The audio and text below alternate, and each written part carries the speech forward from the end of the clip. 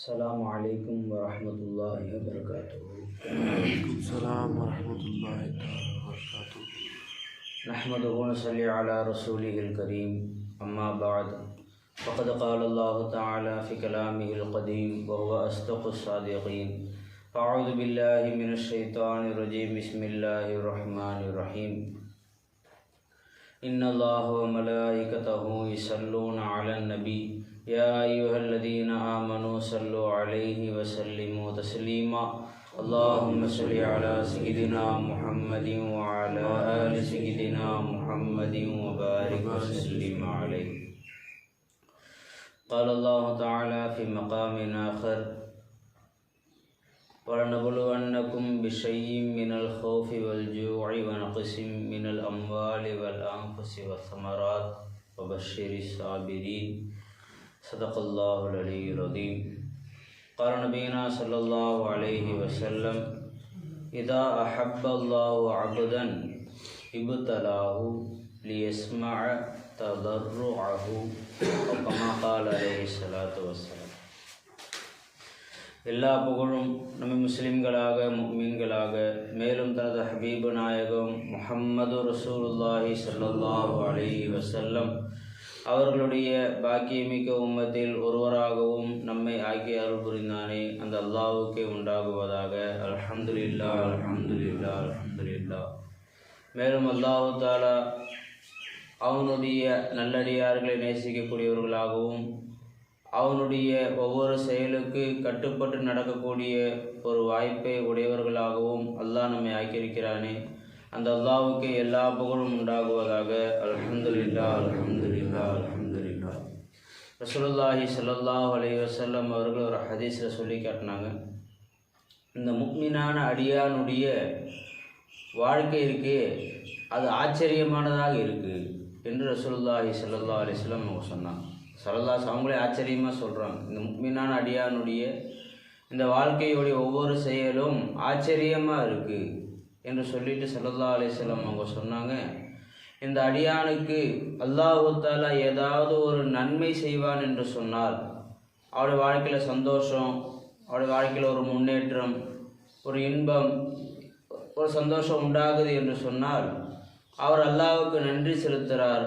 ஃபஹுவ கைருன் லஹு, அதுவும் அவருக்கு நன்மையாக போயிடுது. சந்தோஷத்துக்கு நன்றி செலுத்தினா அல்ஹம்துலில்லாஹ், யா அல்லாஹ் சாப்பாடு கொடுத்தா அல்ஹம்துலில்லாஹ், தண்ணி கொடுத்தா அல்ஹம்துலில்லாஹ், நல்லபடி எழுந்திரிக்க வச்ச அல்ஹம்துலில்லாஹ் என்று அல்லாஹ்வுக்கு நன்றி செலுத்திடுறார். உடனே அது அவருக்கு நல்லதாக போயிடுது. நல்லதுன்னா அந்த செயலே அவருக்கு அல்லாஹ் தஆலா ஒரு நன்மையான ஒரு அமல் மாதிரி அல்லாஹ் ஆக்கிடுறோம். அடுத்து ஸல்லல்லாஹு அலைஹி வஸல்லம் அவங்க சொன்னாங்க, அந்த அடியானுக்கு ஏதாவது ஒரு தரர், ஒரு கஷ்டம், ஒரு நோய், ஒரு லாபம் நஷ்டம், ஏதாவது ஒரு கவலை உண்டானது என்று சொன்னால் சபர, அந்த அடியான் பொறுமையாக இருக்கிறார்.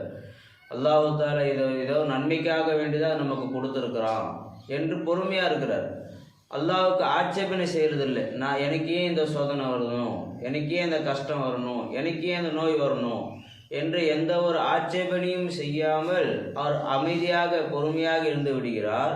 ஃபஹுவ கைருன் லஹு, அதுவும் அவருக்கு நன்மையாக போயிடுது, நன்மையாக ஆகிவிடுகிறது என்று ரசூலுல்லாஹி ஸல்லல்லாஹு அலைஹி வஸல்லம் அவங்க சொன்னாங்க. அப்போ நோய் இருக்கும் காலமெல்லாம், அந்த கவலை இருக்கும் காலமெல்லாம் அவர் அல்லாஹ் தஆலாவுடைய பொருத்தத்தை நாடியவராக பொறுமையாக இருந்துட்டார் என்று சொன்னால் அது அல்லாஹ் வணக்கம் மாதிரி எடுத்து அவருக்கு நன்மை அல்லாஹ் தஆலா கொடுத்துக்கிட்டே இருக்கிறோம். சில ஹதீஸில் வருது, ஒரு அடியார் வாழ்நாள் முழுவதும் நின்று தொழுது கொண்டே இருந்தார். ஒரு காலம் வந்தது அவரால் நின்று தொழுக முடியலை. அவருடைய ஆசை நின்று தொழுகணும்னு ஆசை இருக்குது, ஆனால் அவரால் நின்று தொழுக முடியலை, உட்கார்ந்து தொழுதார். இப்போ அல்லாஹ் தஆலா என்ன செய்கிறான் என்று சொன்னால் அவர் நின்று வணங்கிய நன்மை அல்லாஹ் கொடுத்துட்றோம். அவருக்கு சோதனை தான், கஷ்டம்தான், நிற்க முடியலை, உட்காந்து தொழுகிறாரு. ஆனால் அவருடைய எண்ணம் என்னவாக இருந்தது, நின்று தொழுக முடியலையே அப்படிங்கிற ஒரு கவலை உள்ளத்தில் இருந்ததால் அவருடைய கஷ்டத்துடைய அந்த அமலை அல்லாஹ் எப்படி ஆக்கிறோம், பரிபூர்ணமான ஒரு அமலாக அல்லாஹ் தஆலா ஆக்கிறோம். தொடர்ந்து குர்ஆன் ஓதிக்கிட்டே வந்தார். திடீர்னு ஏதாவது ஒரு வேலையின் காரணத்தினால குர்ஆன் ஓதாமல் விட்டுட்டார் என்று சொன்னால், அன்றைக்கு குர்ஆன் ஓதாமல் விட்டுட்டார் சொன்னால் அன்று குர்ஆன் ஓதுனா என்ன நன்மை கிடைக்குமோ அந்த நன்மை அல்லாஹ் தஆலா அவருக்கு கொடுத்துட்றான். அலைஞ்சிங்களா. அப்புறம் அதான் ரசூலுல்லாஹி ஸல்லல்லாஹு அலைஹி சொல்கிறாங்க, முஃமினான அடியானுடைய வாழ்க்கை ஆச்சரியமாக இருக்குது. அல்லாஹ் குர்ஆனில் சொல்லி காட்டுறான், அம்மா ஹசிபத்தும் அன் ததுஹுலுல் ஜன்னத வலம்மா யஅதிக்கும் மஸலுல் லதீன ஹலோ மின் கப்லிக்கும். என்ன நீங்கள் ஈஸியாக சோனத்தில் நுழைஞ்சிடலாம் நினைக்கிறீங்களா? ஆயத்துக்கு சாதாரணமாக அர்த்தம் வச்சா, நம்ம பேசுகிற மாதிரி அர்த்தம் வச்சு சொன்னால் எப்படி அர்த்தம் வைக்கணும்? தூய தமிழ் வைக்காமல். என்ன நீங்கள் சாதாரணமாக சோனத்தில் நுழைஞ்சிடலாம் நினச்சிங்களா? வலம்மா யஅதிக்கும் மஸலுல் லதீன ஹலோ மின் கப்லிக்கும், உங்களுக்கு முன்னால் வந்த உம்மத்துமார்களுக்கு எப்படியெல்லாம் சோதனை வந்ததோ அது போன்ற சோதனை உங்களிடத்துல வராமல் நீங்கள் சாதாரணமாக சோனத்துக்கு போயிடலாம் நினச்சிங்களா? மஸ்ஸத்துஹுமுல் பஅஸாஉ வத்தர்ராஉ, அவர்களை பெரும் பெரும் நோய்களை கொண்டும் அவர்களை பெரிய ஏழ்மையை கொண்டும் அவர்களை நான் பிடித்தேன். மஸ்ஸத் அவர்களை தொட்டதுன்னு அர்த்தம், நான் பிடிச்சேன்னு அர்த்தம். பஅஸாஉ வத்தர்ராஉ, மிகப்பெரிய ஏழ்மையும் மிக பயங்கரமான நோய்கள் எல்லாம் அவர்களுக்கு வந்துச்சு. மொத்தமாக சாவாங்க.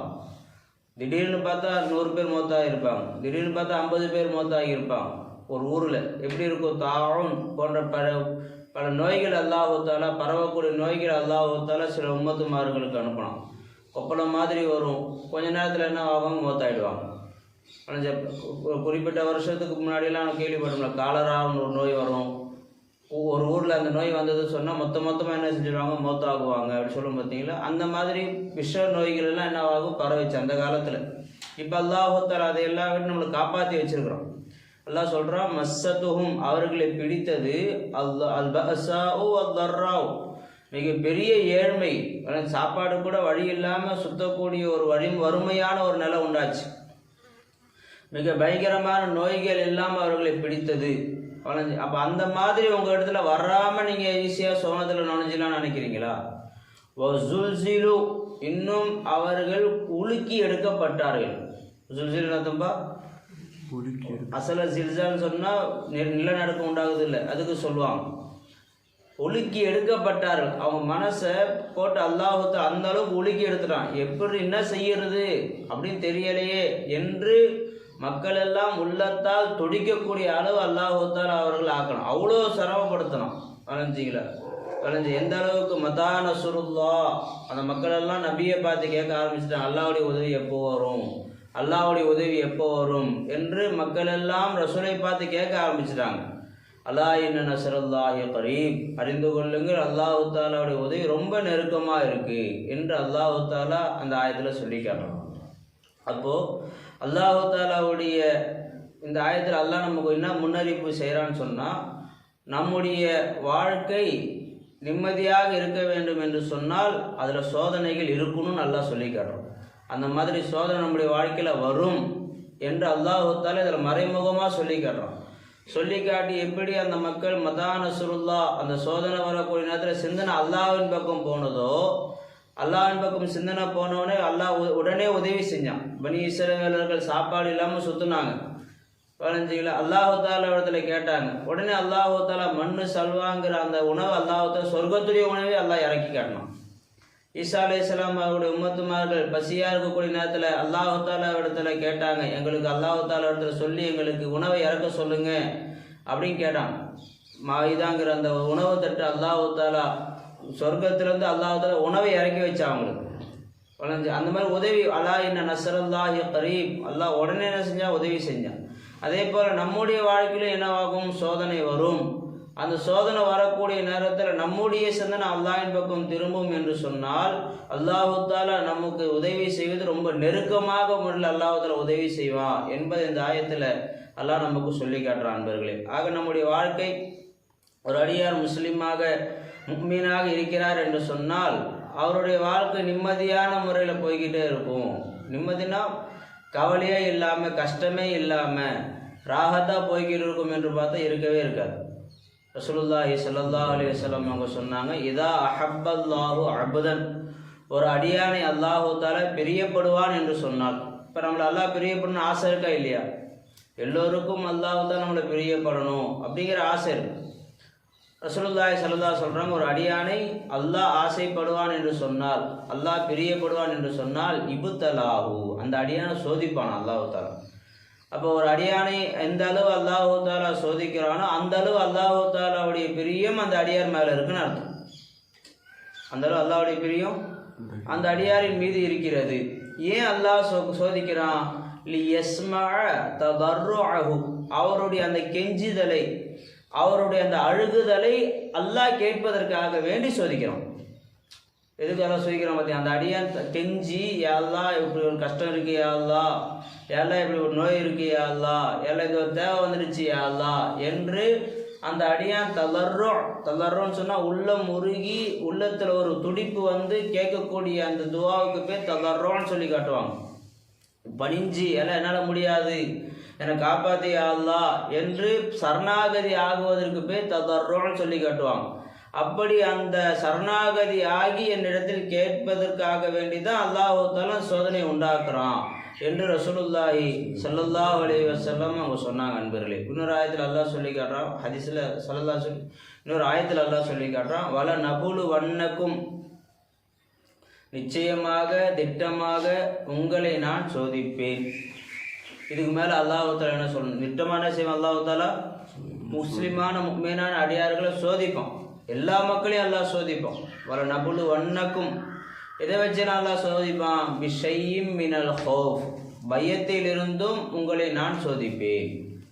சில பயங்கள் அல்லாஹ் தஆலா நம்முடைய உள்ளத்தில் உண்டாக்குவோம். பயம் என்று சொன்னால் உள்ளத்தில் உண்டாகக்கூடிய ஒரு தன்மை. அதே போல் உள்ளத்தில் என்னெல்லாம் தன்மை உண்டாகும்? கவலை. அதே போல் சில சில தன்மைகள் உள்ளத்தில் என்ன ஆகும்? பிறர் முன்னேறுவதை பார்த்து சில உள்ளத்தில் என்ன ஆகும்? ஹசது. இது போன்ற தன்மைகள்லாம் உண்டாகும். இவைகளை கொண்டு உங்களை நான் சோதிப்பேன். சில எதிர்கால பயங்கள் அல்லாஹ் தஆலா ஏற்படுத்தி கொடுப்பான். சில வியாபாரத்தில் ஒரு பயத்தை உண்டாக்கி அல்லாஹ் கொடுப்பான். குடும்பத்துடைய சில செய்திகளை சொல்லி காட்டி அதில் பயத்தை உண்டாக்கி காட்டுவான். அந்த பயம் வரக்கூடிய நேரத்தில் நம்முடைய சிந்தனை அல்லாஹ் பக்கம் திரும்புதா அல்லது மஹ்லூக்கின் பக்கம் திரும்புதா என்று அல்லாஹ் தஆலா சோதிப்பான். பயத்தை கொடுத்து அல்லாஹ் என்ன செய்வான்? சோதிப்பான். அடுத்து ஜூனா பசி. பசியை கொண்டு அல்லாஹ் தான் நமக்கு சோதிப்பான். அது என்ன பசின்னா என்ன? ஒன்று சாப்பாட்டுக்கு வழி இல்லாத அளவுக்கு ஏழ்மையை உண்டாக்குவான், அல்லாஹ் காப்பாற்றணும். அல்லது எல்லா வசதி வாய்ப்புகளும் இருக்கும், சாப்பிட்றதுக்கு நேரம் இருக்காது.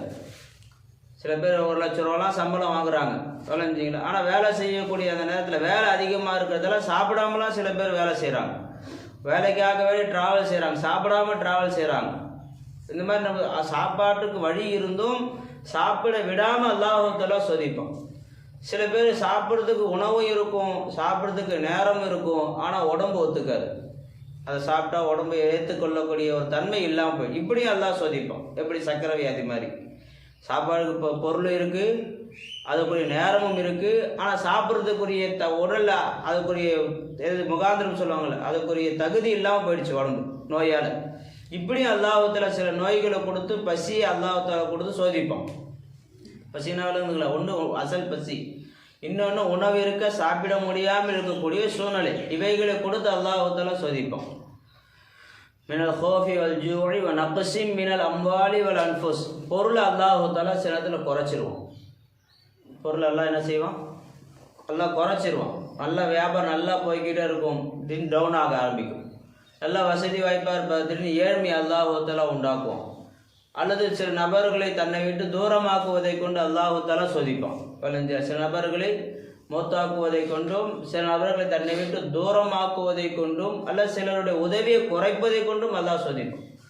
நக்ஸிம் மினல் அம்வாலி வல் அன்ஃபுஸ். அன்ஃபுஸ் என்று சொன்னால் இதுக்கு எப்படி அர்த்தம் வைக்கலாம்? ஒன்று மௌத்தாகுவதை கொண்டும் அல்லாஹ் சோதிப்பான், இன்னொன்று அவர்கள் நம்ம விட்டு தூரமாக்கிடுவான். நக்ஸ் குறைவுள்ளவர்களாக என்ன செய்வான்? ஆக்கிடுவான். அல்லது அவர்கள் உதவி செய்யக்கூடியவர்களாக இருப்பாங்க, அவர்களுடைய உதவி செய்யக்கூடிய தன்மையை இல்லாமல் அல்லாஹ் தஆலா ஆக்கி சோதிப்பான். விளைஞ்சிக்கலாம். கசீம் மினல் அம்வாலி வல் அன்ஃபுஸி வஸ்ஸமராத். அடுத்து விவசாயத்தில் விளைச்சலில் குறையை உண்டாக்கி அல்லாஹ் தஆலா சோதிப்பான். மழை இருக்காது, விவசாயத்துக்கு எதெல்லாம் தேவையோ அது இருக்காது. மழை இருக்காது, நல்லபடியான முறையில் நல்லா விளைஞ்சி வரும். அந்த நேரத்தில் வெயில் அதிகமாகி பயிர் என்னவாகும்? கருகக்கூடிய ஒரு வாய்ப்பு உண்டாயிடும். அல்லது ஏதாவது ஒரு ஆபத்தை உண்டாக்கி அல்லாஹ் தாலா அந்த விளைச்சல் மக்கள் இடத்துல வந்து சேராமல் என்ன செஞ்சிடும், அல்லாஹ் தாலா தடுத்துருவோம். இப்போ பூமியில் இருந்து கேஸ் அல்லாஹ் தாலா வெளியே கொண்டு வந்தான். ஆனால் ஈரானுக்கும் பலஸ்தீனுக்கு இதுக்கும் இஸ்ரேலுக்கு சண்டை வந்ததால் என்ன ஆயிடுச்சு, அது நம்ம இடத்துல வந்து சேராமல் தடுத்துட்டான் பாருங்கள் அல்லாஹ் தாலா. அப்போ பூமியிலேருந்து வந்துச்சு, பொருள் வந்துடுச்சு, ஆனால் கைக்கு வந்து சேராமல் தட்டுப்பாடு உண்டாகுது பாருங்கள். இந்த மாதிரி விளைச்சல் வந்தும் அதை பயன்படுத்த முடியாத அளவுக்கு அல்லாஹ் தாலா சில தட்டுப்பாடுகளை உண்டாக்கி அல்லாஹ் சோதிப்பான். இப்போ இத்தனை விதத்தில் அல்லாஹ் தாலா சோதிப்பேன் அப்படின்னு நல்லா நிச்சயமாக திட்டமான்னு சொல்லிட்டு அல்லாஹ் சொல்கிறான், பஷீரி சாபிரி, இந்த எல்லா சோதனை வரக்கூடிய நேரத்தில் யார் பொறுமையாக இருந்தார்களோ, அல்லாஹ்வுக்கு ஆட்சேபனை தெரிவிக்காமல் அல்லாஹ் தாலாவுடைய இந்த செயலை பொருந்தி கொண்டு யார் அமைதியாக இருந்தாரோ அவருக்கு சுபசோபனம் உண்டாகட்டும் என்று அல்லாஹ் தாலா சொல்லி கேட்டோம். அதனால் சுபசோபனம்னா என்ன அர்த்தம், இதை விட பெருசு அல்லாஹ் கொடுத்துருன்னு அர்த்தம். எதையெல்லாம் சோதனைக்காக வேண்டி எடுத்தானோ அதை விட உயர்ந்த ஒன்றை அல்லாஹ் தாலா அவருக்கு கொடுத்து விடுவான் என்று அல்லாஹ் தாலா சொல்லி காட்டுறோம். அந்த சோதனை வரக்கூடியதில் எப்படி இருக்கணும் அல்லாஹ் அதையும் சொல்லி காட்டுறான். அல்லதீன, அந்த பொறுமையாளர்கள் எப்படி இருப்பார்கள் என்று சொன்னால், இதா அசாபத்துஹும் முசீபத்துன், இந்த சோதனையெல்லாம் சொன்னனே இதிலிருந்து ஏதாவது ஒரு சோதனை அவரிடத்துல வந்துவிட்டது என்று சொன்னால், காலு, அவர்கள் சொல்வார்கள், இன்னா லில்லாஹி, நாங்கள் அல்லாஹ்வுக்கு சொந்தமானவர்கள். அந்த இன்னா லில்லாஹி இன்னா இலைஹி ராஜிஊன் அர்த்தம் எப்படி இருக்கணும், இன்னா லில்லாஹி, நாங்கள் அல்லாஹ்வுக்கு சொந்தமானவர்கள். வளைஞ்சில நான் இப்போ இந்த பேனா எனக்கு சொந்தம் என்று சொன்னால் இந்த பேனா நான் எப்படி வேணாலும் பயன்படுத்தலாம், எழுதவும் செய்யலாம், எடுத்து இன்னொருத்தருக்கு கொடுக்கவும் செய்யலாம், சரி இதை பத்திரப்படுத்தி பீரோல வைக்கவும் செய்யலாம், வளைஞ்ச கீழே குத்தி உடைக்கவும் செய்யலாம், வளைஞ்சிகளை எப்படி வேணாலும் இந்த பேனாவை கையாளுவதற்குரிய உரிமை எனக்கு இருக்கு, ஏன்னா இது எனக்கு சொந்தமானது. அந்த மாதிரி இன்னா லில்லாஹி, நிச்சயமாக நாங்கள் அல்லாஹ்வுக்கு சொந்தமானவர்கள், எங்களை அல்லாஹ் தாலா எப்படி வேண்டுமானாலும் எங்களை கையாளலாம், எங்களுடைய இஷ்டப்படி நாங்கள் இல்லை, அல்லாஹ்வுடைய இஷ்டப்படி நாங்கள் இருக்கிறோம். எங்களை சந்தோஷமாக வைத்தால் நாங்கள் அல்லாஹ்வுடைய அடியார்கள் தான், எங்களை சோதித்தாலும் நாங்கள் அல்லாஹ் தாலாவுடைய அடியார்கள் தான். வைன்னா இலைஹி ராஜிஊன், அவன் பக்கமே நாங்கள் திரும்பக்கூடியவர்களாக இருக்கிறோம். எங்கள் கியாமத்து நாளில் இல்லை, இங்கேயே சந்தோஷமான நிலை வந்தால் நாங்கள் அல்லாஹ் பக்கம் தான் திரும்பணும், கஷ்டமான நிலை வந்தால் நாங்கள் அல்லாஹ் பக்கம்தான் திரும்பக்கூடியவர்களாக நாங்கள் இருக்கிறோம் என்று அவர்கள் சொல்லுவார்கள். அந்த எண்ணம் அவர்களுடைய உள்ளத்தில் வரும். இப்போ யோசிச்சு பாருங்க, நமக்கு சோதனை வரக்கூடிய நேரத்தில் இந்த எண்ணம் நம்ம இடத்துல வருதா, அல்லாஹ் தாலா நமக்கு சோதிக்கக்கூடிய இந்த சோதனை எல்லாமே நமக்கு கயிறு தான், அல்லாஹ் தாலா அவனுடைய இஷ்டத்தை நம்மளை என்ன செய்யறான், நம்மளை வாழ வச்சுக்கிட்டு இருக்கான் என்ற சிந்தனை நம்ம இடத்துல வருது என்று சொன்னால் அல்லாஹ் தாலா அந்த சோதனைக்கு பகரமாக மிகப்பெரிய ஒரு வெற்றியை அல்லாஹ் தாலா கொடுக்கும். உலாய்க அலைஹிம் ஸலவாத்தும் மிர் ரப்பிஹிம் ரஹ்மா, அந்த அடியார்கள் மீது என்ன இறங்குது என்று கேட்டால் சலவாத், அல்லாஹு தாலாவுடைய அருள் இறங்குது. சலவாத்தும் மிர் ரப்பிஹிம், அவர் ரப்பியுடைய புறத்திலிருந்து அவர்கள் மீது சலவாத் என்று சொன்னால் இருக்கக்கூடிய சோதனைகள் நீங்கி வேறு சோதனைகள் வராமல் இருப்பது. ரஹ்மத், இன்னும் அல்லாஹு தாலாவுடைய கருணையாகிய அருளும் அந்த அடியார்கள் மீது இறங்குது. சோதனை ஒன்று, அந்த சோதனையில் பொறுமையாக இருந்தால் கிடைக்கக்கூடிய பலன் ரெண்டு. ஒன்று சலவாத் அவர் மேலே கிடைக்குது. பலஞ்சியில் அல்லாஹ் தாலா யார் மீது சலவாத் சொல்கிறான், ரசூலுல்லாஹி ஸல்லல்லாஹு அலைஹி வஸல்லம் சலவாத் சொல்கிறான். இன்னொரு சலவாத் யார் மேலே உண்டாகுது, யார் அல்லாஹ் அதிகமாக திக்ரு செய்கிறார்களோ அவர்கள் மீது அல்லாஹ் தாலாவுடைய சலவாத்து, மலக்குமாவுடைய சலவாத்து இறங்குது. இன்னொரு சலவாத் சோதனை நேரத்தில் யார் பொறுமையாக இருக்கிறார்களோ, அல்லாஹ்வுக்கு பிடித்தமான வார்த்தைகளை யார் சொல்லுகிறார்களோ அவர்கள் மீது என்ன இறங்குது, சலவாத், அல்லாஹ் தாலாவுடைய சலவாத் அவர்கள் மீது இறங்குது. சலவாத்துனா விளங்குதில்லை, இருக்கக்கூடிய சோதனை விலகுவதற்கும் மற்ற சோதனைகள் வராமல் இருப்பதற்குரிய ஒரு சூழ்நிலை உண்டாக்குவதற்கு பேர் சலவாத்துன்னு சொல்லி காட்டுவாங்க. வளைஞ்சிக்கலாம். ரெண்டாவது ரஹமத், அல்லாஹ் தாலாவுடைய அருள் அவர் மேலே இறங்கக்கூடியதாக இருக்கிறது. உலாய்க ஹுமுல் முஹ்ததுன், அவர்கள் தான் ஹிதாயத்து பெற்றவர்கள் என்று அல்லாஹ் தாலா குர்ஆனில் சொல்லி காட்டுறோம். அப்போ நம்ம அந்த சோதனை வரக்கூடிய நேரத்தில் நாம் எப்படியெல்லாம் நம்முடைய வார்த்தைகளை பயன்படுத்தணும் என்பதையும் பெரியார்கள் நமக்கு சொல்லி காட்டுறாங்க. இப்போ அல்லாஹ் தாலா நம்மை பிரியப்படுவதுடைய அடையாளம் என்ன, அல்லாஹ் தாலா நம்முடைய வாழ்க்கையில் உண்டாக்கக்கூடிய சோதனைகள் தான். ஒரு அடியாருக்கு அல்லாஹ் தாலா வசதி வாய்ப்புகளை ஏற்படுத்தி கொடுத்து இபாதத்துகளை விட்டு அல்லாஹ் ஒரு தூரமாக்கிடுறான், அல்ல வசதி வாய்ப்புகளை ஏற்படுத்தி கொடுத்து அதை கொண்டு பெருமையை உண்டாக்குறான். விளைஞ்சுக்க நம்ம உடல் ஆரோக்கியமாக இருக்குது, அந்த ஆரோக்கியத்தை அவர் அல்லாஹ்வுக்காக வேண்டி பயன்படுத்தாமல் விட்டுட்டாரு. இது எல்லாம் எதனுடைய அடையாளம்? அவருக்கு அல்லாஹு தாலாவுடைய பிரியம் இல்லாமல் இருக்கிறது என்பதுடைய அடையாளம். ஒரு நபருக்கு அல்லாஹு தாலா அதிகமாக வசதி வாய்ப்புகளை ஏற்படுத்தி கொடுக்குறான், அந்த வசதி வாய்ப்புகளை கொண்டு அவர் அல்லாஹ் பக்கம் நெருங்காமல் இருக்கிறார் என்று சொன்னால் அந்த வசதி வாய்ப்பு அவருக்கு ரஹமத்து கிடையவே கிடையாது. ஒரு நபருக்கு அல்லாஹ்வுத்தாலா ஆரோக்கியத்தை கொடுத்துருக்குறான், ஆனால் அந்த ஆரோக்கியத்தை இபாதத்துகளில் கழிக்காம வேறு விஷயங்களை அவர் கழிச்சிக்கிட்டு இருக்கார் என்று சொன்னால் அந்த ஆஃபியத்தை அவருக்கு ரஹமத்து கிடையாது. அப்போ சில அடியார்களுக்கு அல்லாஹ்வுத்தாலா இதையெல்லாம் இல்லாமல் வச்சிருப்பது அல்லாஹ்வுத்தாலா செய்யக்கூடிய ஒரு ரஹமத்து தான். அதை கொடுத்தும் அல்லாஹ் பக்கம் நெருங்காமல் அல்லாஹ்வுக்கு துரோகமான செயல்களை செய்து அவர் அல்லாஹ்விட தூரமாகிறார் என்று சொன்னால் அது இருப்பதற்கு இல்லாமலே போயிடலாமே. ஒரு அடியாருக்கு அல்லாஹ்வுத்தாலா 1 லட்ச ரூபா கொடுத்தான், அந்த 1 லட்ச ரூபாயை அல்லாஹ்க்கு பிடிக்காத முறையில் செலவு செய்கிறாரு. இப்போ இவர் என்ன சொல்லுவாங்க? அல்லாஹ்வுடைய நெருக்கத்தை அடைஞ்சவர் சொல்லுவாங்களா, அல்லாஹ்வுக்கு பிடிக்காத அமலை செஞ்சவர் சொல்லுவாங்களா? பிடிக்காத அமல் செஞ்சால் அல்லாஹ்வுக்கு பிடிக்காதவர் தானே அவர். அதே ஒரு நபருக்கு அல்லாஹ் 100 ரூபா கொடுத்தான், அந்த 100 ரூபாயில் 50 ரூபா வீட்டுக்கு வச்சுக்கிட்டு 50 ரூபா யாரும் ஒருத்தர் முடியாமல் ஒருத்தர் வந்தார், சரி பண்ணி வச்சுக்கப்பா நான் நாளைக்கு சம்பாதிச்சுக்கிறேன் அப்படி ஒருத்தர் உதவியாக செஞ்சிட்டார். உங்களுக்கு கொடுத்ததே 100 ரூபா, அதில் 50 ரூபா குடும்பத்தை வச்சுக்கிட்டு 50 ரூபா இன்னொருத்தருக்கு இது உதவி செஞ்சார். இது சோதனை, கஷ்டம் தானே. தினம் 100 ரூபா செலவு செய்யக்கூடிய நபர் அன்றைக்கி 50 ரூபா செலவு செஞ்சார், மீதி 50 ரூபா அவருக்கு பத்தாமல் போயிடும் அன்றைய நாளில். ஆனால் செஞ்சது என்ன? அல்லாஹ்வுக்கு பிடித்தமான முறையில் கொடுத்துட்டார். இப்போ அல்லாஹ்வுத்தாலா அந்த சோதனை தான் அவருக்கு, ஆனால் அந்த சோதனை அவர் அல்லாஹ் பக்கம் நெருக்கி வச்சிடும். அந்த சோதனை அவர் அல்லாஹ் பக்கம் அல்லாஹ்வுடைய அன்பை பெற்றுத்தரக்கூடியதாக ஆகிடும். அப்போ அந்த சோதனையுடைய நேரத்தில் நம்ம எப்படி நடந்துக்கிறோம்? பெரியார்கள் சொல்லி காட்டுவாங்க, ஒரு அடியானுக்கு சோதனை என்பது 3 விதமாக வரும். ஒன்று, அவருக்கு அல்லாஹ்வுத்தாலா தண்டனையாக கொடுப்போம், அந்த சோதனைகளை அல்லாஹ் அவருக்கு தண்டனையாக கொடுப்போம். இன்னொன்று, அவருக்கு அந்த சோதனையை அல்லாஹ்வுத்தாலா அவருடைய தீமைகளை நன்மைகளாக மாற்றுறதுக்காக வேண்டி கொடுப்போம். அவர் வாழ்க்கையில் எவ்வளோ பாவங்கள் செஞ்சுருப்பார், அந்த பாவங்களை நன்மையாக மாற்றுவதற்காக வேண்டி சில சோதனைகள் அல்லாஹ்வுத்தாலா கொடுப்போம். சில அடியார்களுக்கு அல்லாஹ்வுத்தாலா சோதனைகளை அவர்களுடைய அந்தஸ்தை உயர்த்துவதற்காக வேண்டி கொடுப்போம். ஏன்னா அவங்க வாழ்க்கையில் பாவமே இருக்காது, அவர்களுக்கு அல்லாஹ்வுத்தாலா சோதனையை கொடுப்பான். அந்த சோதனையை கொண்டு அவர்களுடைய வாழ்க்கையுடைய அந்தஸ்து உயர்ந்துக்கிட்டே இருக்கும். இதற்கு அடையாளம் என்ன? அதையும் பெரியார்கள் சொல்லி காட்டுறாங்க. ஒரு அடியானுக்கு வரக்கூடிய ஒரு சோதனை தண்டனை என்பதற்கு அடையாளம் அவன் அல்லாஹ்வுக்கு ஆட்சேபனை செய்வது. இப்போ உதாரணமாக ஒரு மனிதருக்கு ஒரு 100 ரூபாய் கஷ்டம் வந்துடுச்சு வச்சிங்க, உடனே அவருடைய வாயிலிருந்து என்ன வார்த்தை வருது? எனக்கே இந்த சோதனை, நான் இப்போ பள்ளிவாசலை தொழுது தானே வரேன், தஹஜ்ஜுத் தொழுகிறேன், அல்லாஹ்வுடைய கிருபையில் 5 வக்து தொழுகிறேன், அல்லாஹ்வுக்கு பிடிச்சமான அமல் தான் செய்கிறேன், ஏன் அப்படி இருந்தால் அல்லாஹ் என்னை ஏன் சோதிக்கணும் என்று தன்னை நியாயமாக வச்சுக்கிட்டு அல்லாஹ்வை அநியாயக்கார மாதிரி பேசுவாப்புல.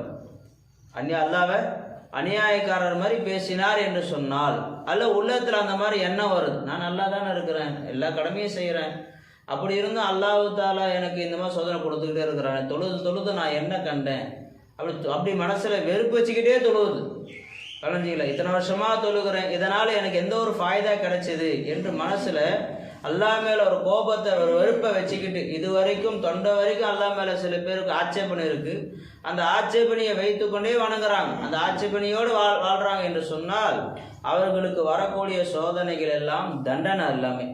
அல்லாஹ் காப்பாற்றணும். அந்த எண்ணம் இருந்தால் மாற்றிக்கணும். யா அல்லாஹ் என் தொழுகைக்கு கூலியை நீ கொடுத்துட்ட என்று இந்த சோதனை நீ உன்புறத்துலேருந்து வந்திருக்கு, என்னை மன்னிச்சிடியா அல்லாஹ், இது என்னுடைய பாவத்தின் காரணத்தினால வந்தது அப்படின்னு ஒரு எண்ணம் வருது.